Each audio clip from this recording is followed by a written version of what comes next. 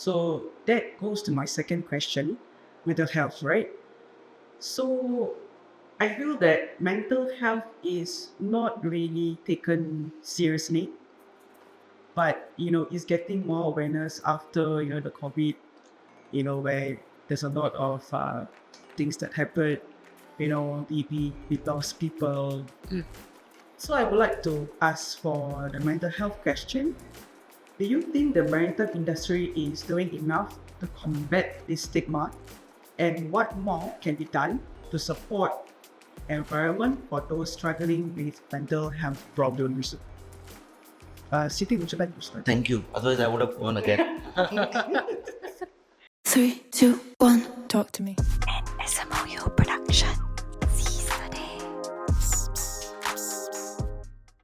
I think having an open communication is very important.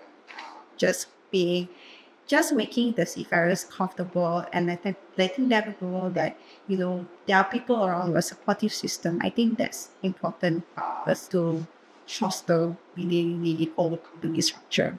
I think even if we think that we are suffering or we have signs of, we are not. I won't say we are comfortable telling people because we are afraid of being judged. We are afraid of being how does it affect my career? How does it affect my relationship with my colleagues? Especially when you're on board, you're stuck with the same person for so many months. So I think that having the support system, just making sure that the seafarers be comfortable saying that, hey, I'm just not feeling it today, and and it's okay, and letting them know it's okay. I think that's important.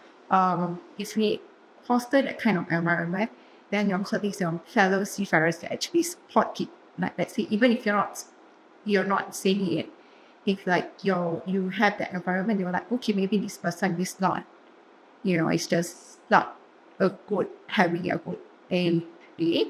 Maybe we should just watch for each other, look out for each other. And I think that's important. Yeah. And it's okay to say I'm not okay. I think it's okay to say I'm not okay. Being seafarers, and I think we need to tell them that it's really okay to not be okay. Yeah. Right. Yeah. But I think at the end of the day, the support system from the community, I mean, in terms of the public and how they see seafaring is also quite important, right? Even on shore, when we talk about mental health and the stigma it brings to you at your workplace, sometimes it is really quite difficult because, especially when we always perpetuate that, if you are a seafarer, you are mentally very strong, you can overcome anything in life. That kind of perpetuates a connotation that if I cannot take the stress at the job, I'm lousy at it, right? It reinforces this notion that, okay, no, I cannot say anything about it, right? I chose this path, I want to go along with it, I want to take my COC1. That is where, when you say I'm not okay, it's actually not really okay when it comes to this kind of perception that people may have, right? And what are the kind of KPIs you actually have to hit when they tell you things like, okay, it's okay to be stressed, but we just need you to carry on. Yeah. Discharging all this cargo within this amount of time and all that. I think the support system is particularly not really there for the seafaring side because you are out of mind. Yeah. Right. You order something from Shopee, Lazada. Disappear. It just appears. Right. And when it's late, you start blaming the entire world. Right. When it's late, you will notice the importance of seafarers that, the ship is stuck somewhere. Suez Canal. Right. But then when it appears on time, you don't appreciate seafarers that, I mean, for us, we are in the industry, we know, right? But the wider public would be, it's a given that it needs to be shipped in this given time, right? But at what cost? They do not actually know this. So I think we really need to make sure that it is okay to say that you are not okay, right? And at the end of the day, when you are not okay, when you're asked to be signed off, you don't actually get like a black mark on your employment. And also there needs to be enough people to replace you. That's where you mentioned Exactly. that the additional crew on board actually does help a fair bit on this. If they had an off day, like suddenly I'm not okay, rather than continuing discharging, who else can do this? Yeah. You at least have somebody say, okay, just fill in for him, let him take some Yeah. time. That's Right. Mm. You're right. Yeah, because a lot of people they actually don't know how to manage their mental health problems. Mm. So if they want to tell someone, they will be told, oh, if the previous person have done this before, Yeah, why can't but why can't you? Yeah. It's just simple. But they don't understand that everybody have their own limitation. So if this escalated to the office, right? If you don't get support, like what Alvin said, you get like mark. Oh, this person, I think he's not he or she is suitable to carry out this role. Just because of maybe one incident. Yeah. But in that, I would give advice to the seafarers finally. It's your life, it's your mind. Be selfish. Okay, if the company thinks you're not suitable for the role, fine. God judges us. Who's he? Who's the person in the office? They're really not that important.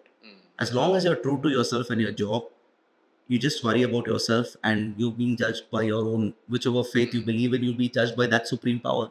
The person in the office is nobody to judge you. He's an equal individual like you. So he does not have the authority to judge you just because he's sitting on that side of the fence. Or she. Seriously, that's the way, that's in life, that's in everything in life. Be true to yourself, be true to your whatever supreme power you believe in. Be true to your fellow people, and compete with yourself. And you don't have to worry about people judging. It really doesn't matter, because finally it's all come down to crabs in the well and whatever it is. So you don't bother about all this false kind of thing going around. So just be with yourself, be confident, and you can take whatever you want. You have to be true to yourself. That's it. Another thing, people fail to understand how much physical health contributes to mental well-being. So they try to go like, again, we try to patch the cracks. I think mental well-being is stage 2. If you're physically healthy or reasonably healthy, I think that is about 80% of that problem solved. So a lot of problems which actually go to mental well-being is because the body is not strong. People, they have some underlying issues. They're not getting proper medicals. So in the club also, we're doing enhanced medicals. Basic medicals of seafarers, they don't check for cholesterol. They don't check for sugar. These are basic. When you go to, I had my medical. How's the sugar? How's the cholesterol? Fine. You ask a seafarer, I don't know, because they just take 2 eyes, 1 nose, couple of teeth, pass. But it's a very basic thing. Even my dead grandmother could pass some of these. So, but one thing is they're getting a proper gauge of your health. The second thing is staying fit. I mean, you don't really have to become like 100 push-ups and all on board every day. You'll be injured then. But things like just stretching. I'm not going to say yoga, but you go to Tai Chi, but just a little bit of limbering up. But but that's really great. If you could do that on board, it would just start the day off on a much more positive note. A little bit of good music and kind of warming up together. Some blood circulation, some breathing exercise and stretching goes really a long way towards just calming the inner. It's all about finding that inner kind of balance, and this all helps with that. So we could do things like that, and then once you do that, once you get a little bit of heart rate going, then the right hormones come. I'm not going to say it because I'll mispronounce it probably and end up saying why. Okay, I don't want to say the wrong thing, but yeah, your endorphins. Yeah, endorphins. So once you release your endorphins, that itself is a high. That itself gives the amount of that gives you the confidence, that keeps your spirit up, that gives you the will to kind of take on things. So that is very important. So a little bit of exercise every day keeps that endorphin level up. For people who don't exercise, that level is low. And what happens is automatically you start perceiving things negatively. The smallest of things may seem a problem. I go for a run. I started running at COVID. I lost 30 kilos during COVID, starting with a jogging regime because that's the only place you could. So they said if you go in the park, you walk, you don't have to wear masks. So I started walking. They said, no, you have to run. So I started running, and so anything to escape from wearing a mask. But I survived and I managed to lose. And now that balance has helped. And that's realized. I lost my dad during the first round of COVID also, claimed. And that helped me keep that positive mindset of dealing with it. It was my biggest fear. I mean, it's everybody's biggest fear to lose the pa that was such an overarching figure. And that happened during that. And that kept my mental frame good enough, strong enough to keep me, my head above the water, and to keep my family above the water. And that's why I'm saying I've learned by example. I have to run every 2-3 days to keep my endorphin level up. Otherwise, I start feeling like slouchy. I think it's a human tendency. So once we start getting the physical health up and a little bit more awareness on that, I think most of the mental problems will start getting to get sorted out. But we must facilitate that. We can't have ships on board where the gyms are just another storeroom filled with your ropes and spanners. There should be gyms. They should like office can intervene and have maybe they can have facilitate tournaments like table tennis or maybe just push up competition or something else to just keep moving. It can be done, but it's just that the seafarer has to come out of this thing like I'm Superman. I've got that aura, like I'm the tough nut. Nothing can touch me. I'm like what ships of wood and men of steel. Yeah. You once that goes off and say you're a human being, Yeah. then we should start taking care of ourselves. I think the scary thing about mental health is if we don't like recognize it sooner, especially for seafarers, it can really just affect safety. Like they cannot concentrate and it affects their work. I think that's something that we should also be aware of. So that's why we have to. And interestingly, when the causation of these claims happen, these go down as injuries, when actually the underlying cause is actually physical health, mental health. But when you see the things within those small kind of yardsticks of doing the causation, it would go down as an injury claim. So people would not delve into that as go backtrack to see whether it was a mental health or a physical health issue. So that's why I think now there's a little bit more thought, a little bit more of background. We'll have to see if we have to go down that route to see whether there was any underlying map that person's medical history to his performance on board, if there's a sudden dip and all, just to see if there's a correlation. Not to blame anybody or not to indicate, but it gives us a broader perspective on where the issues are coming from, the broken things are happening on board. Yes. Good. Just very good points that I've been hearing. But I would like to ask you, when a seafarer reports to the company, I'm ready to join for a ship. So the company say, okay, have you done your physical checkup? So your mental health is actually not being checked in a way, right? So I would like to ask, what initiatives or programs are in place to promote mental health awareness among seafarers before they sign on? So there is a legal bit of a thing in this now. What happens is, as a club, we've been looking into this. We would love to have this, but the thing is, the research actually to clinically judge just because one person does not think like the other 10 in the room doesn't make him mentally or not capable on any. It could be he's a genius. So by now saying that just because you don't stack up to the larger numbers that something's wrong with you is actually discriminatory. It could be that that person is just thinking out of the box or genius. So there is no clinical research to say, like in physical health, if your blood pressure is over so much, you're in this zone. If your BMI is here, your cholesterol levels, you've got very clinically researched markers. But on mental health, it's still vague. There is nothing. There is nothing concrete to actually say that, and by actually checking that, you could be doing a disservice to a person by just having the wrong perspective. So you have to tread very carefully there. What can be done, I would think, is for companies to take that benefit is you could just have a psychologist or maybe a person just talk to that person. Like I was talking to my son today and he was saying this interview, that interview. I mean, I said, yeah, because CV looks good. When you sit on the person, you would be able to judge just by seeing the person face to face, feeling that, the body language and seeing the confidence level, and just you'd be able to. And I think these doctors, even if they are already like trained or something, if they could just spend 5 minutes sitting and chatting with that person and saying like, just a few things in the local language, because I think they'll be able to get a fair judge of whether that person needs any further counseling or any further intervention, or maybe he just needs an arm or she needs an arm around the shoulder and have a chat or something. And then maybe it could be just said like, okay, can you just come back and maybe get a more professional person to counselor to talk about it, because they're not only they trained to recognize that may be something we can go some way, just few minutes, just have somebody chit chat. Maybe not the doctor also, because the doctor is like very focused on, all the body parts must be clockwork, Just have somebody else, maybe not noticing, who can recognize this person with high EQ in the clinic. Just have a chat, have a coffee, because they'll be hungry after the blood test, and have a chat over that coffee without having to formality. Just have a chit chat, and then I think you can really get enough. That should be enough. You really don't have to go into overdrive and strap them in irons and kind of thing. So, baby steps. Baby steps. And I thank you for the wonderful points on mental health. I would like to go to the next point, which is about future. So my next question is going to be looking ahead. How do you envision the future of safety for seafarers? especially with the rapid advancement in technology and the growing emphasis on sustainability.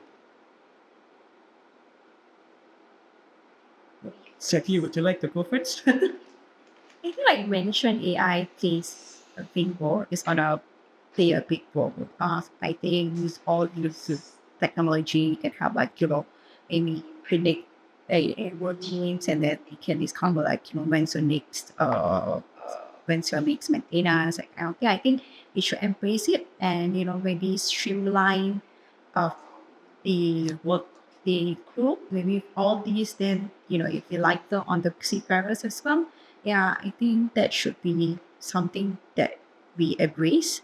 But at the same time, seafarers is equally too very important to us. So we see how we can like integrate all this together, like the seafarers training, technology aspects. Yeah, yeah. I would actually like to ask, how do you foresee the role of seafarers evolving within the next 10 years as safety technology advances, and what kind of training will be required by then? Many years ago, in fact, many years ago, 2016, 2017, Rolls-Royce came up with a wonderful video about how autonomous ships will not actually take place, right? Where you have ships which is fully unmanned, okay, remote controlled from the shore control centers, right? That's where you, of course, there's a lot of legal implications and challenges that the entire industry has to go through and all that. But when you really look at the future of shipping, that could be it actually. Does that mean that seafarers are no longer required? I don't think so. At the end of the day, I feel that you still require people with COC, the certificate of competencies, to actually sit in these shore control centers to understand how this entire ship is to move from one end to the other port. And the job redesign does matter. I mean, within Singapore itself, even in the ports right now, a lot of the cranes that you see are being remotely operated. They no longer climb up so many stories and then sit there for 12 hours. Every time there's a break, they don't even climb down to take the break. They have their meals inside that very small, I don't know what it's called. The cockpit. Yeah, exactly. Right. So it has now changed. They are sitting in nice, comfortable aircon room. Is there still stress? Yes, definitely. But the stress is very much reduced because you're now using sensors, cameras everywhere to place containers and all that. Right. How about people who then actually no, they do not want to do this? They actually retrain them to be prime mover drivers because they are still essential in the industry to move goods. So at the end of the day, logistics, in terms of logistics, you still need people, right? It's how you make sure that you are one of those that have been trained to take up these jobs of the future. Yeah. So that could be one of, that scenario is where we need to look at when we discuss about the future. So it brings me back. I'm a movie buff, so you see the Black Panther. Yes. Yeah, so they're driving that car. Like she's sitting in a home in whatever this thing, and she's got that virtual car, and she's actually driving that kind of thing over there. I would see something like that happening. Of course, many years from now, there's a need to cut my Netflix connection. But you're right. Whether it's Disney. But they've not even perfected driverless cars. Yeah. Let's talk of ships later. Let's get this even this is just driverless cars have been like trial and error for a long time. Only now they think they finalized it, and let's see. Once we finish that, which is very basic level, then you think of having crewless ships and all this stuff. It's very, very far away seeing how it's progressing now. Yeah, I agree. And I will go to my last question because I can hear somebody's stomach is grumbling. Siti, is that you? No. Okay, we will end with this question. What would be your parting words to inspire the next generation of seafarers as they step into this evolving industry? So, Captain, would you like to share some words of inspiration? I think it's a brilliant profession.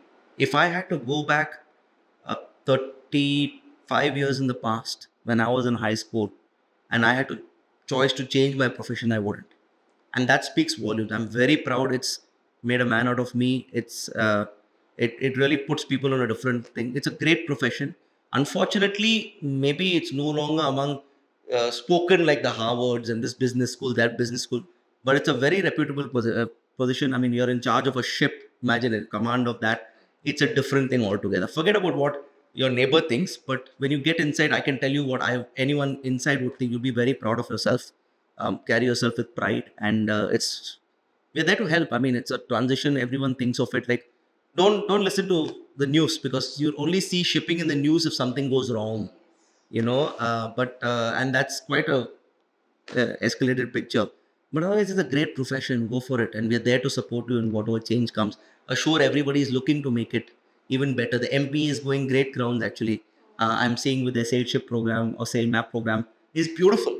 It's beautiful. It's amazing. I mean, I wish I could go back and my COC is expired, get it again, and be back. But I think it's brilliant how the industry, they're walking by example, and it'll be a great life. It's good changes now. It's all for the positive. So go on board and be part of that revolution, I would think.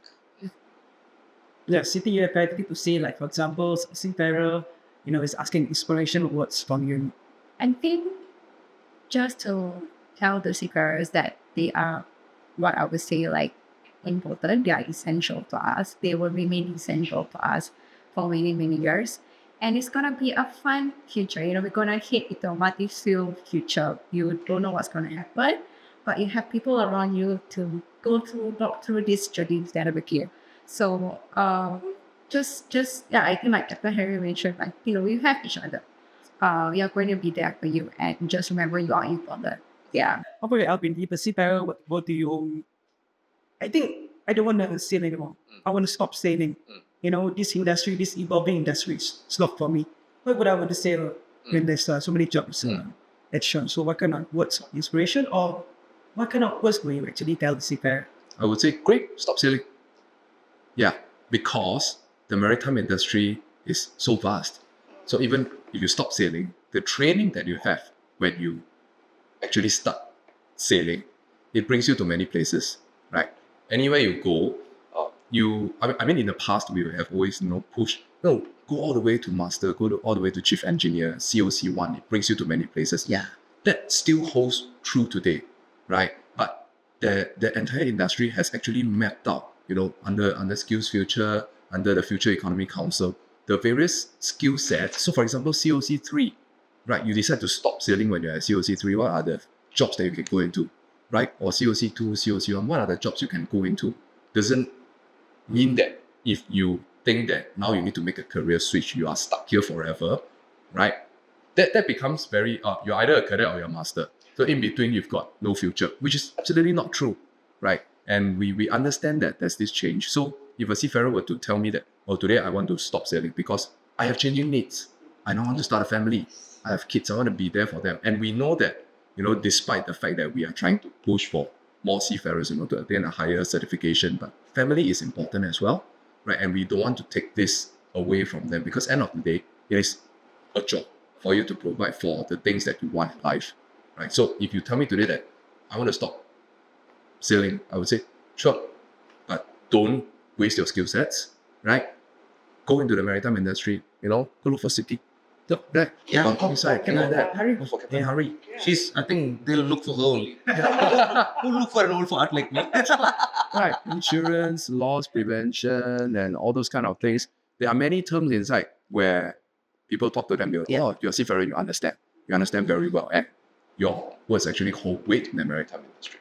Yeah. So despite the fact that our lifeblood comes from our union membership, but at the end of the day, I really feel that, okay, if you think that you have garnered enough skills for you to have to transit back to shore, I think joining seafaring is a good thing. But when you want to leave, it presents you with a lot of opportunities as well. Yeah.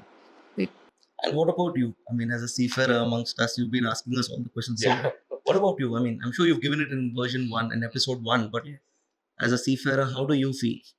I'm happy to say that there's a seafarer sitting here with my seniors and non-seafaring friends. I think we are going somewhere. And then you have the SMOU to join, Yes, be part of a community. You can join the Nautical Institute.